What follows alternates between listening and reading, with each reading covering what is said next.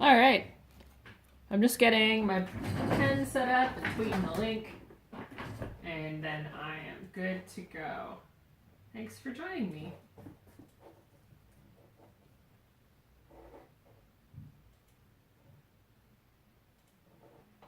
All right.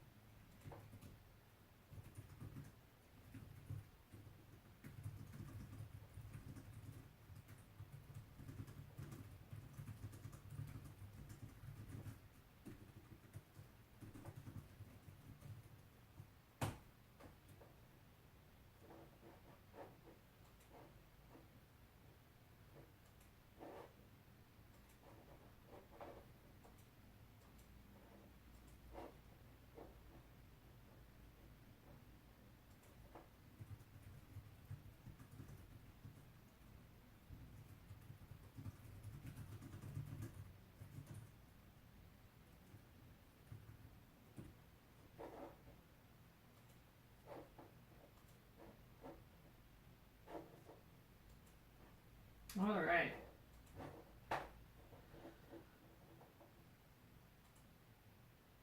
I'm going to put on some music for myself again. I know it's a little shitty not to share it, but I'm a little worried about YouTube's content policies. I don't want to upset anybody until I figured all that out. So, if you were, hoping to listen along, I will tweet my playlist, maybe, if I can figure out how to do that. Then I will do it. Share.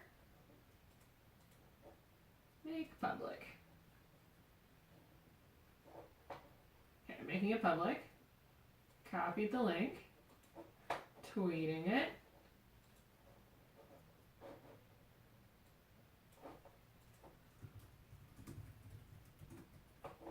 And somehow tweeting the link. There we go.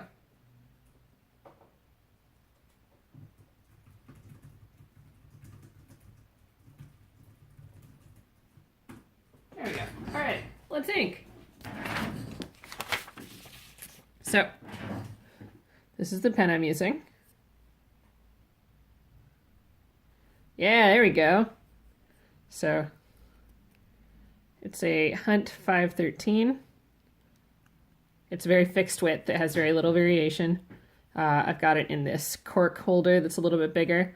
I'm actually thinking, after having used this yesterday and today quite a bit, that I would like to upgrade to an even heftier holder just to save my hand, because I have RSI that can flare up and sucks.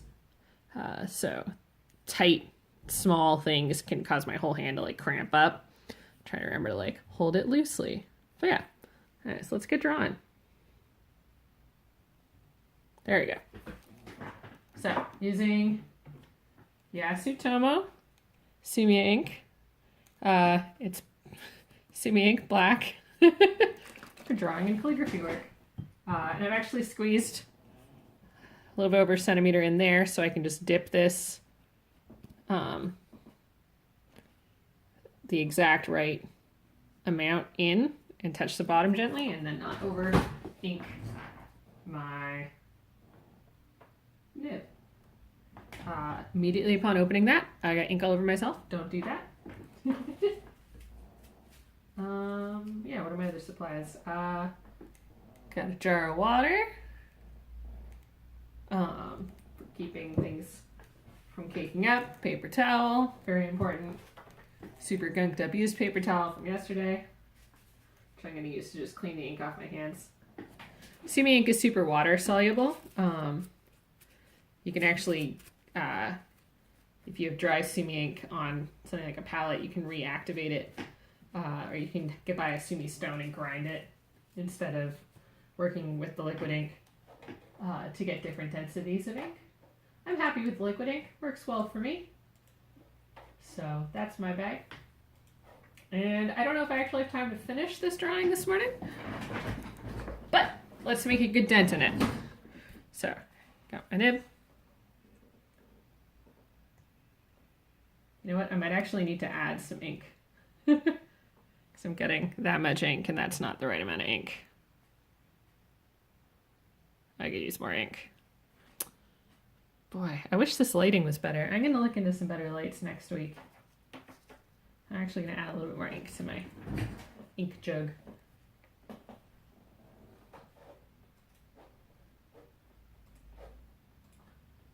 So give me just a second to do that. I was like, oh, I'll show you over the drawing. I was like, that was a very bad idea, so I'm not doing that. There we go. All right.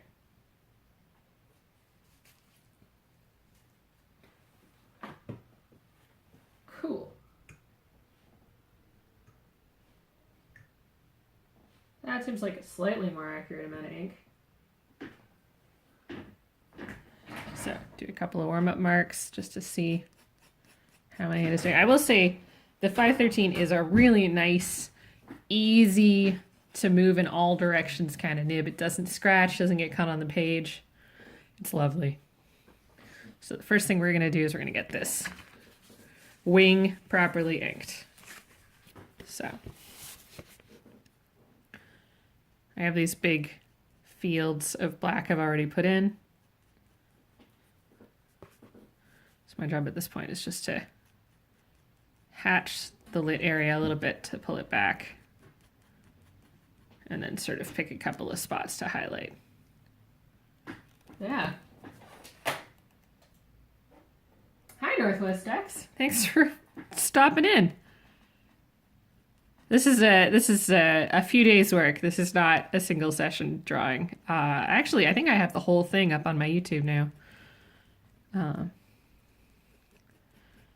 But yeah, I really like working like this. It's really methodical and you build up the drawing slowly, which I find really relaxing. So, but it can be kind of hard on your hand if you're not careful and you don't take breaks enough. Because it's lots of very tiny repetitive movements. But yeah.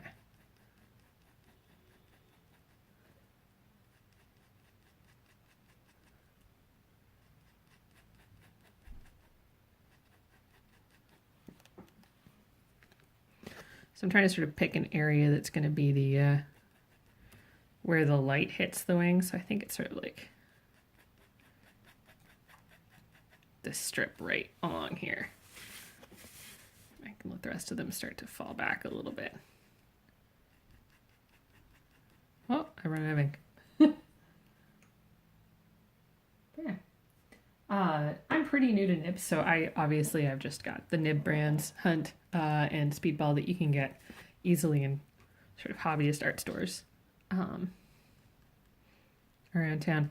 My studio mates who ink their comics with nibs have some amazing variety in nib brands and methods and such, and so if this is something I really enjoy and something I want to pursue further, and it might be, it's really fun, then probably my next step will be trying out some different brands of nibs, see what I'm into.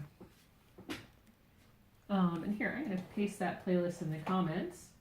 If anybody wants to listen to the playlist, I think I can paste a link. It works! Yeah, so if you want to listen to what I'm listening to, I've just got headphones on because I want to force the cheesiest music in the universe on people. But I made a playlist of very cheesy, high fantasy power metal. It's currently mostly Rhapsody. I could probably expand it, but it's fun. And it gets me pumped up, especially first thing in the workday when I'm sitting down to get my focus on. My brain is running in all directions.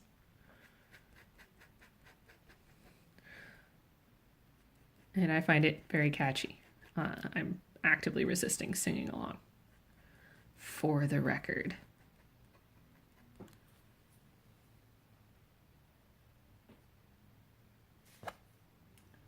Man, I used more ink yesterday than I realized. Oh, see there, I flooded the nib now. So, when I say flooded the nib, I mean, oh, there, it fixed itself. the hole in the nib that you can sort of see the drawing through gets clogged with ink and then it doesn't flow properly. If that happens, you just kind of got to clean the whole nib off and start back over with the ink. It doesn't take too long though to do that, so worth doing.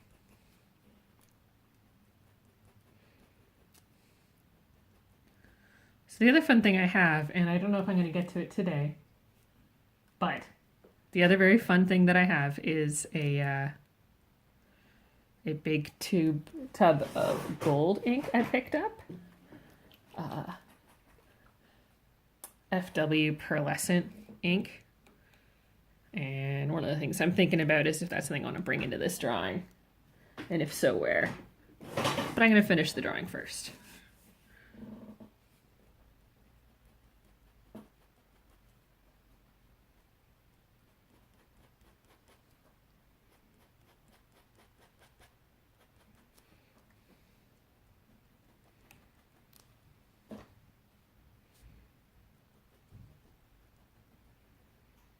So I'm doing this because I have a freelance job actually where I'm doing some sort of old school Monster Manual style illustrations and breaking out the nib and brush for those. And they have been just so much fun for me. I don't have a huge monster portfolio, so I'm really delighted that this client has faith in my monster design. I have done a few other weird things for them in the past, so they have some idea of what I can do for sure. But it's so nice when somebody takes a chance on you and lets you really flex your skills. I think it's flattering. And for me, right now, it's been so fun. Just having such a blast with it. So this is my warm-up monster. There is no Gryphon in the freelance work that I'm doing right now in the client work, so it seemed like a safe creature to use as a warm-up.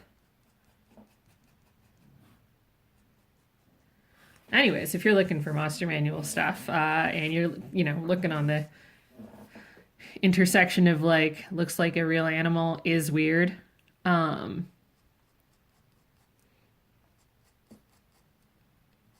would love to talk to you about that. Love doing that stuff. I don't know if it's something that I've got room for right now, unfortunately, in my schedule. After this job, I'm back into some of the other standard freelance work I do, but it's so fun.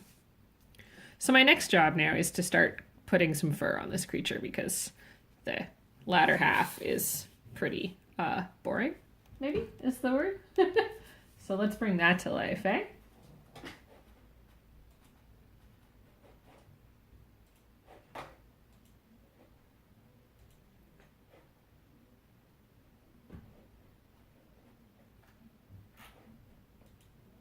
Checking to see if anybody's sent me messages on Twitter that I need to answer instead of here, but they haven't, so we're all good. Okay.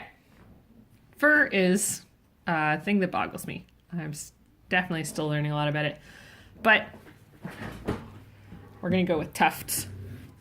You can see I've come in with the brush already and defined a little bit of the texture, so now I want to sort of take that farther. Is it still on camera? Yeah.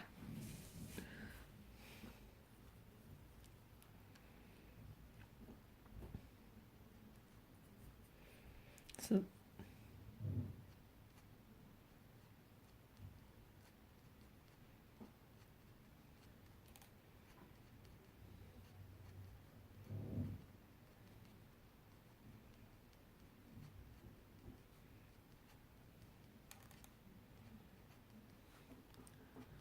now for my freelance work, I'm working with a much more flexible nib.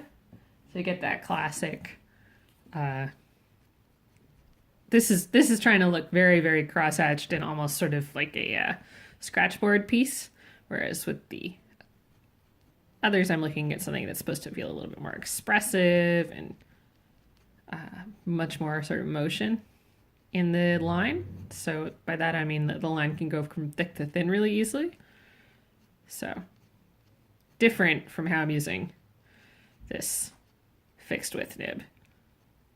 And it's not completely fixed width. I can get a slightly thicker line, but it doesn't really, it's not a nib that works that way.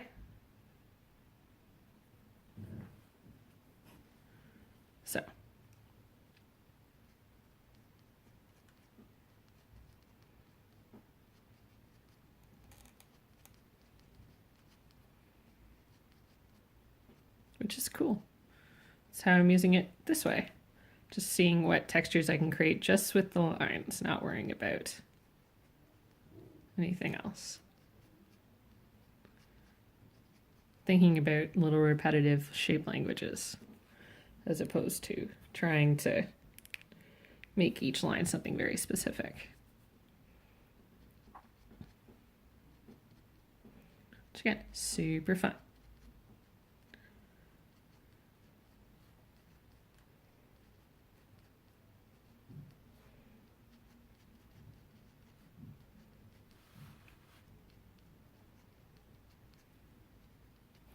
Also trying to think about the direction of the fur.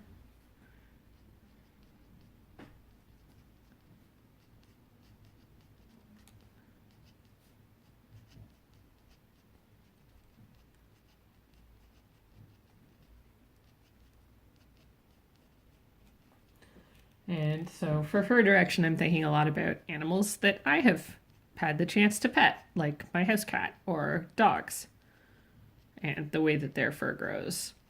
Because it doesn't all grow just straight out from their body. It tends to sort of flow over the body, and yeah, I feel like there's more to it than just hair sticking out. So I'm trying to use what knowledge I have. That's something that, like, if you're looking at somebody who does technical scientific illustration of animals, they're going to know that stuff really well. And it's something that you can read up on for sure if it's something you want to push in your own work. And maybe someday I will. Maybe someday I will.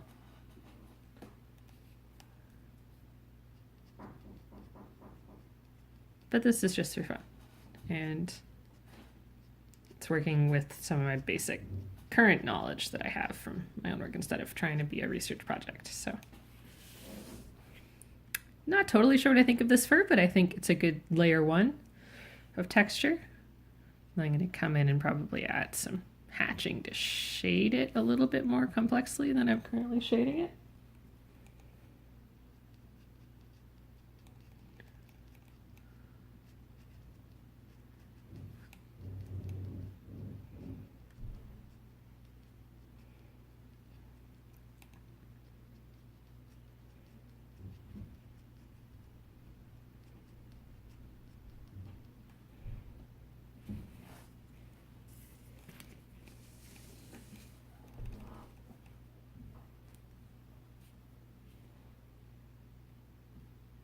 Okay.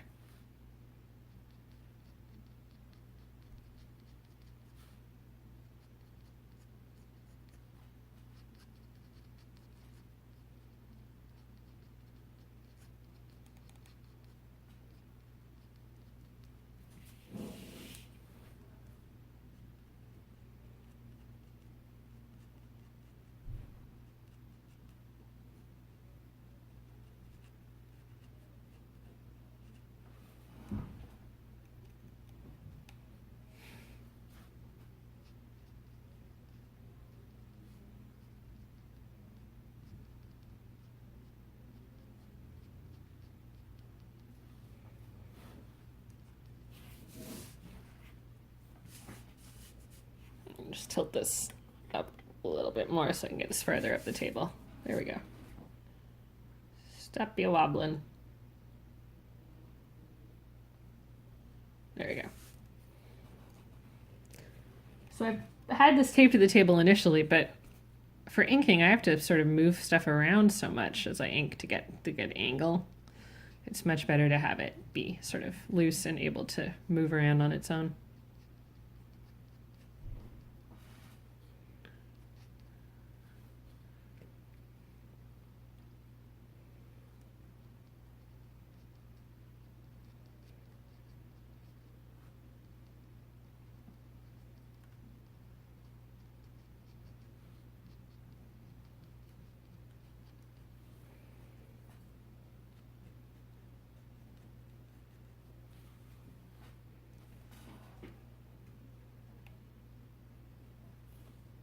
So I just have a sheet of printer paper up here that I use to do the first mark from my pen always, because sometimes they just drip and sucks when that happens on a carefully textured part of your drawing.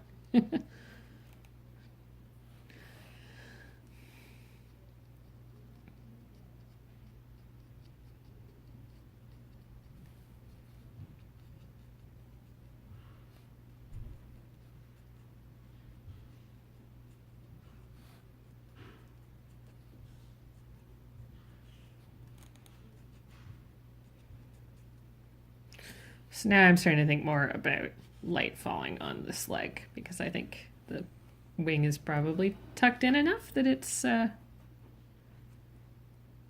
actually going to get some light on it.